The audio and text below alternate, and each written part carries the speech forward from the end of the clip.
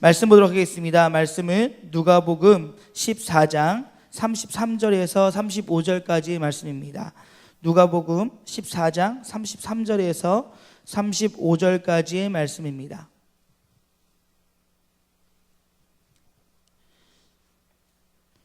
다 찾으신 줄 알고 제가 한 절, 여러분이 한 절, 마지막 35절은 한 목소리를 읽도록 하겠습니다. 이와 같이 너희 중에 누구든지 자기의 모든 소유를 버리지 아니하면 능히 내 제자가 되지 못하리라.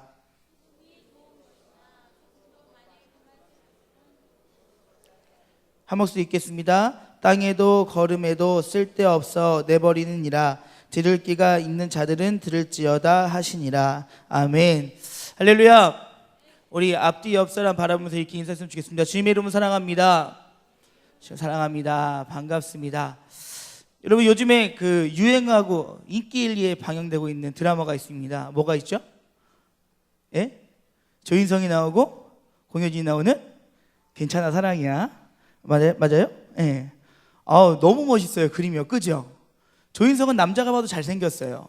기분이 나빠요. 걔는 추리닝을 입어도 명품 옷 같아요. 난 아무리 명품을 입어도 시장 거 같은데, 그 친구는 키도 큰 친구가, 거기다 또 공효진 왜 이렇게 사랑스러워요? 공효진을 볼 때마다 마음이 막 심장이 막. 특히 제일 하이라이트 장면은 뭐냐면 그 넓은 조인성의 그 품 안으로 공연이 푹 빠져들 때예요. 이렇게 딱 감싸고 나서 이렇게 정수리의 냄새를 딱 맡는 거 보면 진짜 정말 너무 영화 같지 않나요? 너무 멋있어요. 그래서 너무 그 멋있는 모습인데, 이제 그 모습이 과히 멋있지만은 않다는 걸 얼마 전에 깨달았어요. 네, 얼마 전에 2주 전에, 한 2주 정도 됐어요. 누구라고 말하진 않을게요. 어떤 친구가 인사를 했어요. 반가워, 안녕하세요 하는데 얘가 갑자기 안 돼요 이러는 거예요. 아무 짓도 안 했거든요. 안 돼요 이러는 거예요. 왜 안 되랬더니 정수리 냄새 나요 이러는 거예요. 여러분, 정수리 무슨 냄새가 나나요? 강원도 지금까지 살면서 정수리 냄새 나는 걸 맡아본 적이 없어요. 예. 물론 사모님하고도 이렇게 해가지고 정수리 뽀뽀하는 건 생각도 못해요. 예, 말도 안 돼요. 근데 갑자기 안 돼요 정수리 냄새 막 이러는 거예요. 왜? 냄새 좀 맡겨. 이렇게 했더니 죽어도 안 된대요. 막 이렇게 가리는 거예요. 그래서 할 수 없이 그 옆에 있는 남자의 머리를 잡고 냄새를 쫙 맡았어요. 와, 세상에 그런 냄새는 없어요. 와, 정말 난 그 친구가 머리가 썩은 줄 알았어요. 냄새가 막 냄새가 나는데, 이거는 도저히 사람에서 날 수 있는 냄새가 아니에요. 그 어떤 말로 표현할 수 없는 냄새인데, 걔 머리를 잡는 순간부터 좀 찝찝하긴 했어요. 걔 머리 딱 잡으니까 이 양옆에 땀이 범벅이 돼가지고 막 그 손에 끈적임과 동시에 진짜 욕 나올 뻔했어요. 그러면서 그 옆에 있는 남자친구를 또 잡았어요. 네. 딱 나왔는데 얘는 더해요. 얘는 그래서 이거는 정말 그 영상에서만 볼 수 있는 아름다움이구나. 여자친구 나중에 커서도 그 조인성같이 키 큰 남자친구가 정수리에 뽀뽀해 줄 거란 기대하면 하지 마세요. 여러분 자신 없으면 여기다가 향수 뿌리세요 이렇게. 그래서 그런데 이렇게 그 냄새들이 그 누군가가 갖고 있는 고유의 냄새가 다 있다라는 거예요. 그렇죠? 누구는 땀을 엄청나게 흘려도 냄새가 나지 않는 친구가 있는 반면에, 강사님은 조금만 땀 흘려도 냄새가 제가 힘들어요. 그래서 강사님 여름에 티셔츠 2장 3장을 갈아입을 때가 있는데, 이렇게 자기만이 갖고 있는 고유의 냄새들이 있다는 거예요. 그렇다면 지금 여러분 몸에서는 어떤 냄새가 나고 있습니까? 땀 냄새? 그런 냄새 말고요, 여러분의 삶의 모습 속에서 과연 여러분의 어떠한 모습으로 어떠한 냄새를 풍기며 살아가고 있냐는 것입니다. 성경에서는요, 우리를 향하여서 그리스도의 향기를 내뿜는 하나님의 사람들이 되라고 이야기합니다. 그런데 때로는 우리의 삶의 현장 속에서 우리는 그 향기를 내뿜는 사람이 아니라 오히려 악취를 내뿜는 사람이 될 때가 있다는 것이에요. 우리가 하나님으로부터 말씀을 공급받고 하나님의 사람이 되어서 하나님의 사람으로 살겠다고 고백하며 살면서도 불구하고 내 안에서, 몸에서 나는 냄새가 그렇게 좋은 향기가 아니라 정말 그 정수리에서 뭐라고 설명할 수 없는 냄새와 같이, 뭐라고 설명할 수 없는 그 지저분한 냄새들이 우리들의 코끝을 건들 때가 있다는 것입니다. 강사님이 이제 올해는 3번째 설교입니다. 첫 번째 설교는요, 엉덩이를 심하게 흔들었어요. 얼마 전에 강사님이 이제 그 금요철을 끝나고 집에 갔더니 사모님이 막 낄낄대고 있는 거예요. 왜 그래? 그랬더니 강호님 사모님이 아기를 봐야 되기 때문에 예배를 다 못 드려요. 그래서 이제 그 유튜브에 이렇게 설교를 담임 목사님 설교가 올라와요. 그래서 담임 목사님 설교를 찾다가 우연치 않게 한국중앙교회 쳤더니 그 오성민 강도사의 설교가 나왔대요. 그래서 그걸 봤는데 엉덩이를 왜 이렇게 흔들고 있냐고 막 뭐라는 거예요. 그래서 막 봤더니 자기 촌스러운 얘기 막 이런 것도 했거든요. 그래서 자기 모르겠더니 근데 그 엉덩이를 흔들지 말라고 해서 막 혼자 낄낄거리고 있는 거예요. 그래서 막 엉덩이 한 1000번 흔든 것 같아 막 이러면서 웃고 막 설교를 듣고 있는 거예요. 근데 그러면서도 막 그 강사님 엉덩이를 흔들면서도 또 여러분에게 막 소리를 질러가면서 했던 얘기가 무엇이냐면 하나님의 사람으로 하나님의 백성으로 구별된 삶을 살려고 그렇게 외쳤던 거예요. 여러분의 학교의 현장에서, 여러분의 가정의 현장에서, 여러분이 속한 그곳에서 그리스도의 향기를 내뿜을 수 있는, 여러분에게 코를 갖다 댔을 때 하나님의 향기가 나는 사람으로 살아가라고 외쳤던 것이 지난 설교의 모든 것들이었어요. 힘차게 소리를 외치고 엉덩이를 흔들고 두 손을 높이 들고 땀을 뻘뻘 흘리면서 했던 얘기는 다른 무엇이 아니라 여러분의 삶의 현장에서 여러분의 그리스도의 향기를 풍기는 구별된 삶을 살라고 했던 것입니다. 오늘 본문의 말씀을 보면요, 12장에부터 예수님께서 제자를 모으시고 그들에게 바리새인과 같이 외식하는 자가 되지 말라고 가르치고 계세요. 성경에 보니까요, 바리새인들은요 정말로요 남들에게 보여주기 좋아하는 신앙의 모습들이었던 것 같아요. 성전 어귀에 서서, 성전 가운데서 문 앞에 서서 손을 들고 오 주여 내가 천지를 위해 기도합니다, 이런 기도하는 사람들이었다는 거예요. 자신이 정해놓은 법 안에서, 자기네 정해놓은 그 약속 안에서 마치 그것만 다 지키면 모든 것을 다 한 것과 같이 착각하고 살아가는 사람들이 바로 바리새인들이었어요. 그런데 여러분 그거 아십니까? 바리새인과 같은 신앙의 생활을 갖고 살기도 참 힘들어요. 매일매일 말씀을 읽고 매일매일 기도를 하고 하는 것도 참 힘들어요. 하지만 예수님께서 원하시는 것은 형식적이고 남에게 보여주신 것이 아니었어요. 중심을 다하여서, 우리들의 모습을 다하여서 하나님께 드리기 원하셨던 거예요. 그리고 나서 이제 지나고 나서 13장 14절에 와서 이제 안식일 때 바리새인의 지도자 집에 예수님께 떡을 드시러 들어갑니다. 그리고 나서 오늘 본문에 제자의 참된 삶이 무엇인지 얘기하고 계시는 거예요. 여러분, 정말 여러분에게 마음을 다해서 묻고 싶습니다. 여러분이 예수 그리스도를 믿고 이 자리에 나와서 예배하고 있는 여러분에게 정말 하나님의 참된 제자가 되길 소망하십니까? 원하십니까? 우리 선생님들 말고요, 친구들만 해봅시다. 정말 여러분 하나님의 제자가 되길 원하십니까? 예수님의 제자가 되길 원하십니까? 그렇다면 그 제자가 되는 것이 단지 교회만 왔다고 되는 것이 아니라 참된 제자의 삶을 따로 있다는 거예요. 여러분, 우리가 구분하다와 구별하다를 혼동해서 사용할 때가 많습니다. 구분하다는요 어떠한 기준을 가지고 나누는 거예요.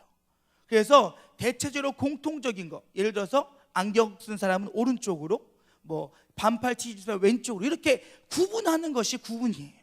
그런데 구별은 뭐냐면요, 성질과 그 어떤 성격에 따라서 나누는 건데요, 이건 차이점을 가지고 나누는 거예요. 근데 강사님이 이 말씀을 준비하면서 구분과 이 구별에 대해서 성경을 찾아보고 영어 사전을 찾아보고 국어 사전을 찾아봤는데 강사님 이야기는 조금 어렵더라고요.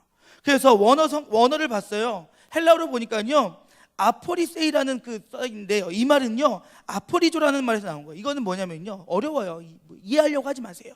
그런데 이 말은 무슨 뜻이냐면요, 철저하게 경계하여 분리하다는 뜻이에요. 성경에서 구별하다는 것은요 철저하게 경계하고 분리하다라는 것을 얘기하고 있다는 거예요. 그러면 다시 한번 말을 바꾸자면, 여러분의 삶 속에서 하나님의 백성으로 구별된 삶을 살기 원합니다라고 얘기했을 때는, 여러분이 이 사회 안에 들어가 살고 있지만, 여러분이 하나님 주신 이 땅 가운데 살고 있지만, 세상 친구들, 하나님을 알지 못하는 그들과는 뭔가 다른 모습으로, 구분된 모습으로, 구별된 모습으로 살아가길 성경에서는 얘기하고 있다는 거예요. 단지 그냥 그 한 시대, 한 공간, 한 자리에 있는 그들에게 정말 너와 내가, 나는 예수를 믿으니까 뭔가 우월하고 너는 예수를 아직 믿지 못하니까 너는 저급해, 이렇게 얘기하는 것이 아니라, 같은 공간 안에 있지만 그 공간 안에 있으면서도 너와 나는 믿는 자와 믿지 않는 자로서 경계하여 철저하게 온전히 서가라는 것이 성경에서 우리하고 말씀하고 계시다는 거예요. 여러분이 정말로 하나님의 제자가 되고 싶다라면 지금 한번 생각해 봤으면 좋겠어요.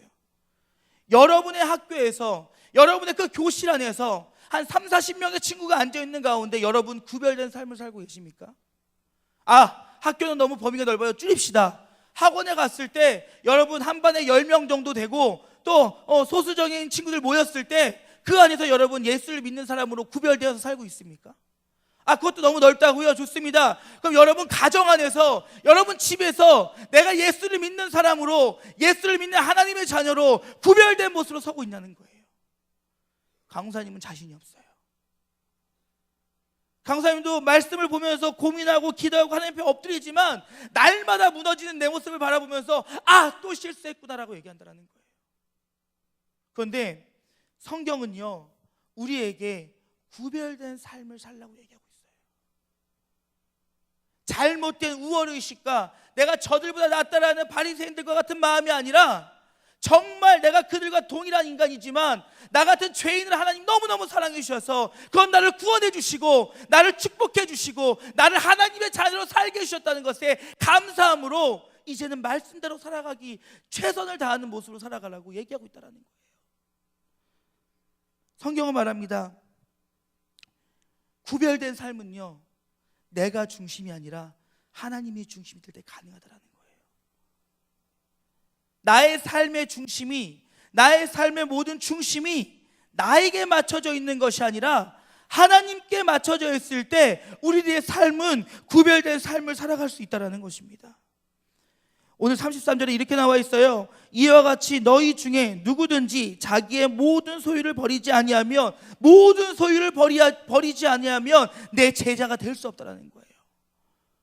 여러분, 마치 소유 이렇게 하면 여러분의 가진 돈, 물질, 눈에 보이는 것들만 얘기하는 것이 아니에요. 물론 문법적으로 봤을 때 그럴 수도 있겠지만 성경에서 말씀하시는 것은 여러분 자신을 버리라는 거예요. 여러분 안에 아직까지 여러분으로 너무 가득 차 있지 않습니까? 강호사님 개인적으로요, 좀 오래된 노래이긴 하지만 그 시인과 촌장의 하덕 씨가 지은 그 노래 있죠. 내 속에 내가 너무도 많아 당신의 쉴 곳 없네. 이거예요. 여러분 가요 아니에요. 이 하덕규 씨라는 분이 하나님을 만나고 나서 자신의 모습을 바라보니까 내 속에 내가 너무도 많아서 예수님이 거할 곳이 없었다라는 거예요. 그분이 세상 가수로서 인기를 누리고 즐거움을 누리다가 내가 하나님을 만나고 하나님의 백성이 되겠다고 결단하고 난 뒤에 내 속을 들여다보니까 내 속엔 아직도 내가 너무도 많다라는 거예요. 그래서 하나님이, 예수님이 내 안에 들어와서 자리하고 있을 자리가 없었다라는 거예요.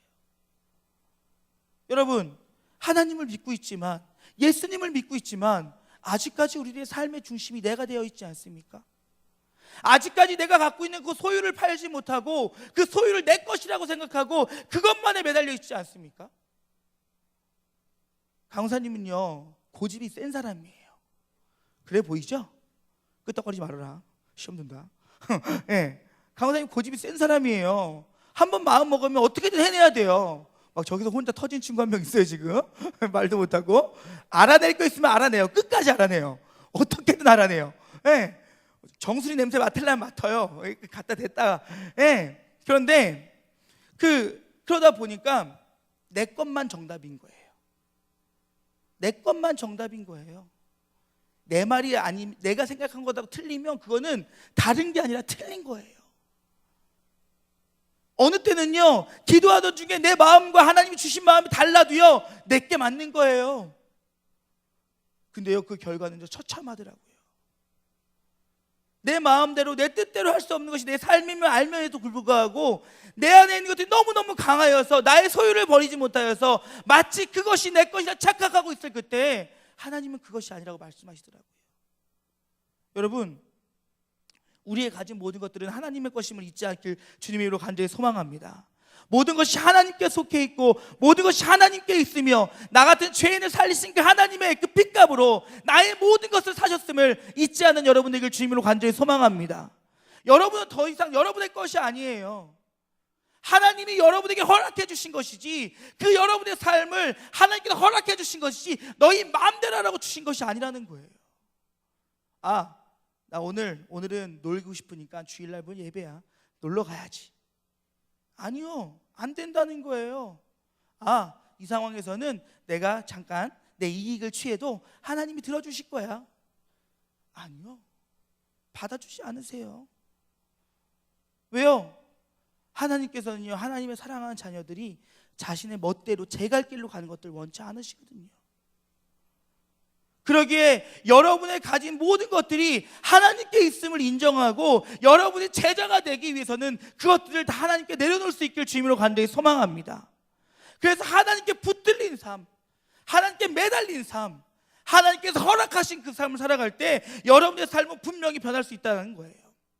여러분, 죄송합니다. 혹시 여러분에게 공부가 여러분의 성공을 위한 것이고 여러분의 유익을 위한 것이고 여러분의 어떤 만족을 위한 것이라면 과감하게 버리세요. 이 얘기 들으시면 이제 학부모님 이제 막 항의 전화 오실 거예요. 공부를 버리라니요. 아니요, 공부를 하지 말라는 얘기가 아니라 여러분 마음속에 혹 내가 공부를 잘해서 좋은 대학교를 가면 좋은 직장에 가서 돈을 많이 벌고 행복하게 살 거야, 이런 마음이 있다면 버리라는 거예요. 여러분의 어떤 모습들이 나의 즐거움을 찾고 나의 유익을 구하고 나의 것을 위한 것이라면 과감하게 내어 버리라는 거예요. 고린도전서 10장 31절은 이렇게 얘기하고 있어요. 너희들이 먹든지 마시든지 무엇을 위해 해라? 무엇을 위해서 해라? 하나님의 영광을 위해서 하라. 여러분의 모든 소유됨이 하나님의 것임을 인정한다면, 여러분이 갖고 있는 모든 것이 하나님의 것이라고 인정한다면 여러분 내려놓으라는 거예요. 그리고 모든 것이 하나님의 영광을 위해 살아간다고 얘기할 때 하나님께서는 여러분에게 놀라운 축복으로 더해 주신다는 사실 잊지 않길 주님으로 간절히 소망합니다. 여러분, 그 이해 말씀해 보니까 또 이런 말씀이 있어요. 34절 보니까요, 소금이 좋은 것이나 소금도 마실 그 맛을 잃으면 무엇으로 짜게 하리요? 땅에도 걸음에도 사용되지 못하고 버려진다는 거예요. 여러분, 참된 제자의 삶을 살아가기 위해서는요, 참된 제자에서 구별된 삶을 살아가기 위해서는요, 여러분의 그 하나님 앞에서 온전한 삶을 살아가기 위해 몸부림칠 수 있기를 주님의 이름으로 간절히 소망합니다. 여러분, 몸부림치세요. 제발 부탁이에요. 성적 오리려고 몸부림치는 것처럼, 여러분 무엇인가 이루기 위해서 몸부림치는 것처럼 하나님의 사람으로 유지하기 위해서, 성장하기 위해서 몸부림칠 수 있는 여러분이 되길 주님으로 간절히 소망합니다. 이 중에는요, 짧게는 교회에 온 지 일주일 된 친구부터, 한 첫 주인 친구부터 길게는 여러분의 평생을 교회 다니는 친구도 있어요. 그런데 우리가 학교 성적이 떨어지면 그 성적을 올리기 위해서 몸부림친다는 거예요. 강사님이요, 예전 사모님이 이제 유튜브를 보셔가지고 불안해서 설교를 못하겠어요. 농담이고요. 근데 그 강사님 예전에 중학교 3학년 때 여자친구를 좋아하는 친구가 있었어요. 근데 이 친구가 정말 이뻤어요. 정말 여러분 사진 보시면 깜짝 놀라요. 제가 강사님 보통 사람 아니에요. 근데 이 친구를 딱 만났는데 이 친구랑 이제 막 사귀고 싶어서 막 별 방법을 다 동원했죠. 그래서 이 친구에게 막 구애를 했더니 이 친구가 이러는 거예요. 저보고 평균 10점을 올리면 사귀어주겠대요. 평균 10점 쉬워요, 어려워요? 쉬워요. 강사님 바닥 점수였기 때문에 쉬워요. 그래서 뭐 속으로 난 90점 이상이니까 뭐 올릴 거, 이런 교만한 친구들 욕할 뻔했어요 지금요. 그런데 평균 뭐 이게 좀 낮은 친구는 10점은 쉬워요. 그래갖고 정말로 그 목표를 위해서 저 친구를 나의 여자친구로 삼겠다는 목표 남아가지고 열심히 공부를 했어요. 평균 9.8점 올랐어요. 사귀었을까요? 못 사귀었을까요? 못 사귀었어요. 그때 이 여자친구에 대한 이 마음의 이 분노가 분노 게이지가 머리까지 찼어요. 그런데 이렇게 우리는 어떠한 목표를 내 앞에 두면 그 목표를 위해서 무엇인지 한다는 거예요. 그런데 성경에서 말하는 몸부림은요, 성경에서 예수님께서 우리에게 원하시는 모습은요, 우리의 이익과 우리의 자랑과 우리의 즐거움을 위한 몸부림이 아니라 하나님을 알아가고 하나님의 사랑을 깨닫기 위한 몸부림이라고 가리키고 있다는 사실을 잊지 않길 주님으로 간절히 소망합니다. 여러분이 하나님의 사람으로 살기 위해서, 하나님의 백성으로 서기 위해서 여러분 이 시간에도, 이 순간에도 몸부림쳐야 된다는 거예요. 다이어트를 하기 위해서 밥을 안 먹고 닭가슴살만 먹는 거 강사님 한 일주일 해봤는데 못할 짓이에요. 그러면서도 막 몇 년을 그렇게 한다는 거예요. 그리고 결과는 뭐예요? 몸짱. 근데 그 몸짱은요, 얼마 운동 안 하면 다시 풀려요. 다시 퍼져요. 요요 와요. 강사님이 요요 온 거예요. 절대 원래 모습이 이러진 않았어요. 진짜예요. 강사님도 한때는 70kg대의 멋진 몸매를 소유한 소유자였어요. 지금 요요가 온 거예요. 열심히 해가지고 막 수고하고 노력해가지고 만들면 뭐하냐는 거예요. 그거는 영원하지 않다라는 거예요. 하지만 우리 하나님을 사랑하고 하나님을 의지하고 하나님께 매달리는 것은 영원하다는 사실을 잊지 않길 주님으로 간절히 소망합니다. 그래서 거기에 매달려 살기 위해 여러분 말씀 보고 기도하고 찬양하고 여러분 삶 속에서 하나님을 매달리며 나아갈 때 여러분 몸에서는 아름다운 그리스도의 향기가 나타날 수밖에 없다는 것입니다. 강사님 일본에 있을 때 일이었어요. 일본에 있을 때 이제 일본에 있는 엘리베이터도 작아요.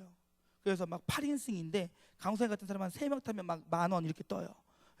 근데 하루는 엘리베이터를 딱 탔어요. 좁은 공간에 딱 탔는데 갑자기 이 일본 사람들 2명이서 제가 일본 말을 모를 거라고 생각을 했나 봐요.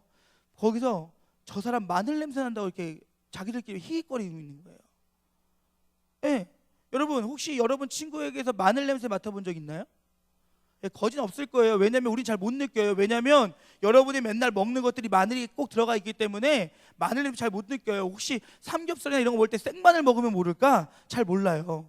그런데 그 일본 사람들 둘이서 강사님 몸에서 마늘 냄새가 난다는 거예요. 근데 그 전날 삼겹살 먹었거든요. 분명히 나는 삼겹살을 먹고 머리를 감고 샤워를 하고 옷도 새 걸로 갈아입었어요. 그리고 나가면서 향수도 뿌렸고요. 곁담을 방지하기 위해 데오드란트도 뿌렸고요. 온갖 향기로운 것들을 다 하고 나갔단 말이에요. 그런데 그 사람들이 저기서 뭐라고 하냐면 한국 사람 저기다 마늘 냄새나 이러는 거예요. 속으로 니들은 간장 냄새나 막 이랬어요. 근데 뭐 자기들은 달달한 간장 냄새 안 나나? 막 속으로 그러면서 니들은 간장 냄새나 막 이랬거든요.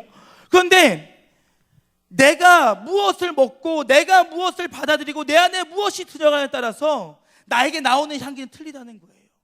아무리 여러분이 겉을 포장하고 향기로 덮고 무엇인가로 포장하려고 해도 여러분이 무엇을 먹었냐에 따라서 여러분에게 흘러나오는 그 냄새는 막을 수가 없다는 거예요.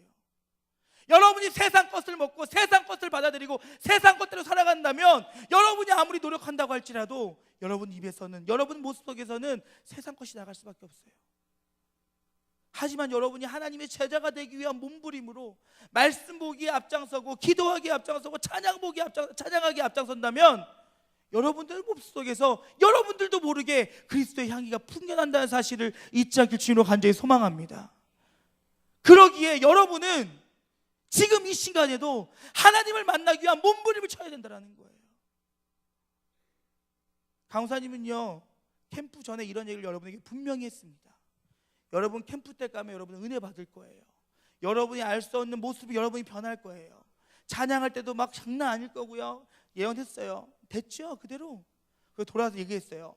캠프 갔다 온 지 한 주가 지나고 2주가 지나면 예배가 빠질 것이고 예배에 빠지다 보면 찬양도 안 할 것이고 자리가 헐렁해질 것이면 나는 예언한다. 예언대로 됐잖아요.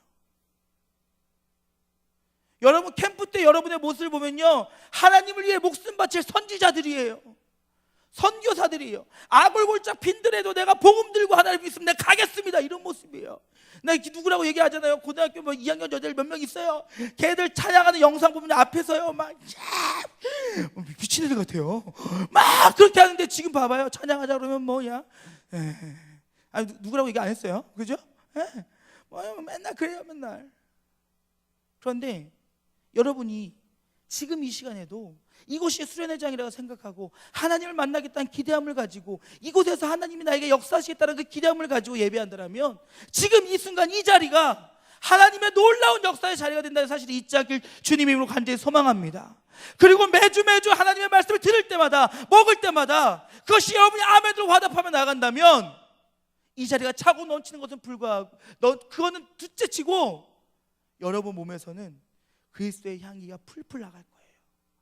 그 어떤 향수의 달콤한 냄새로도 그 어떤 향수의 그 어떤 냄새로도 덮을 수 없는 그리스도의 향기가 여러분에게 풀풀 풍겨날 수 있기를 주님의 이름으로 간절히 소망합니다. 마태복음 5장 13절 이후에 보면요, 빛과 소금에 대해 얘기하고 있습니다. 그리고 소금에 대해서 이렇게 하죠. 그 짠맛을 잃으면 무엇에 쓰리요?